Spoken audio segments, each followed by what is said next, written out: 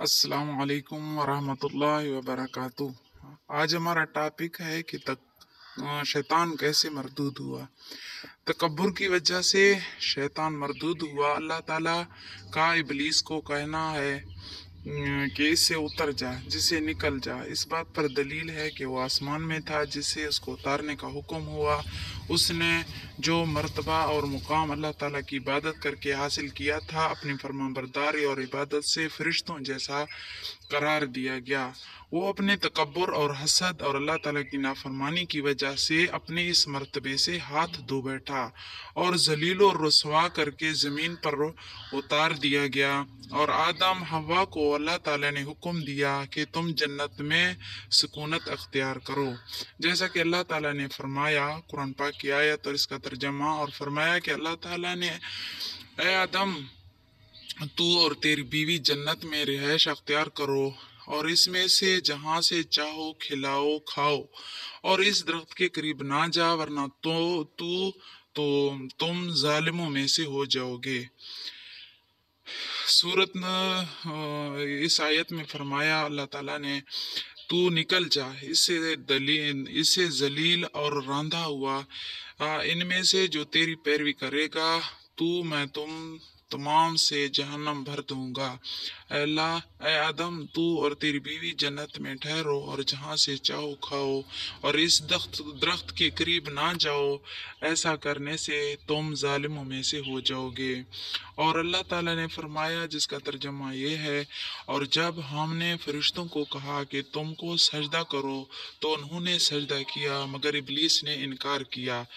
बस हमने कहा कि ए आदम, ये तेरा और तेरी बीवी का दुश्मन है, वो तुमको जन्नत से निकाल बाहर ना करे, फिर तुम किसी मुसीबत में गिरफ्तार हो जाओगे। बेशक इस जन्नत में तू भूखा नहीं होगा और नंगा नहीं होगा, और तुझे इसमें प्यास नहीं लगेगी और ना धूप धूप का एहसास होगा। ममनुआ दरख्त की तयन के बारे में इख्तलाफ है। मुफस्सिरीन का इस बारे में इख्तलाफ है कि वो कौन सा दरख्त था जिसे हज़रत आदम अलैहिस्सलाम को रोका गया था। बाज़ मुफस्सिरीन का ख्याल है कि वो अंगूर का दरख्त था, और इसके कहने वाले हज़रत इब्ने अब्बास, इब्ने मसूद, इब्ने सईद बिन जुबैर, शुअबी, जुदा बिन हबीरा, मोहम्मद बिन कैस रहिमहुल्लाह ताला अजमाइन। यहूदियों का ख्याल है कि वो गंदम का पौधा था, और ये बात हज़रत इब्ने अब्बास से एक रवायत में हज़रत हसन बसरी, वहब बिन मुनब्बे, अतिया औफी और अबू मालिक, मुहारिब बिन दसार और अब्दुर्रहमान बिन अबी लैला से मरवी है। हज़रत वहब ने कहा कि इसका दाना मक्खन से ज़्यादा नरम और शहद से ज़्यादा मीठा था। और हज़रत सूरी ने अबू हुसैन के वास्ते से अबू मालिक से नकल किया है कि ये खजूर का दरख्त था। और इब्ने जरीज ने मुजाहिद से नकल किया है, वो फरमाते हैं वो इंजीर का दरख्त था। कतादा बिन जुरैह इसके कायल हैं।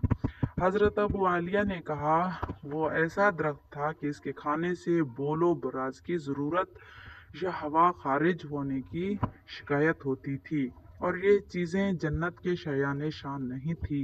ये कोई बड़ा इख्तलाफ नहीं है। वैसे इसको अल्लाह ताला ने मुतय्यन नहीं किया है। अगर इसकी तयन में हमारे लिए कोई फ़ायदा होता तो अल्लाह ताला ज़रूर इसकी वजाहत फरमा देते। कुरान मजीद में और भी कई अमूर मुहिम रखे गए हैं, जिनको वाज़ी करना हमारे लिए कोई ख़ास फ़ायदा का सबब न था।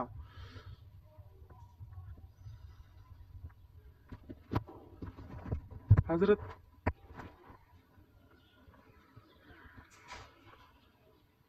यही हमारा आज की वीडियो आपको ज़रूर अच्छी लगी होगी। अगर हमारी वीडियो अच्छी लगे तो इसको लाइक करें, सब्सक्राइब करें और शेयर करें, ताकि हमारे यहाँ हर आने वाली वीडियो आप तक बर वक़्त मिल सकें।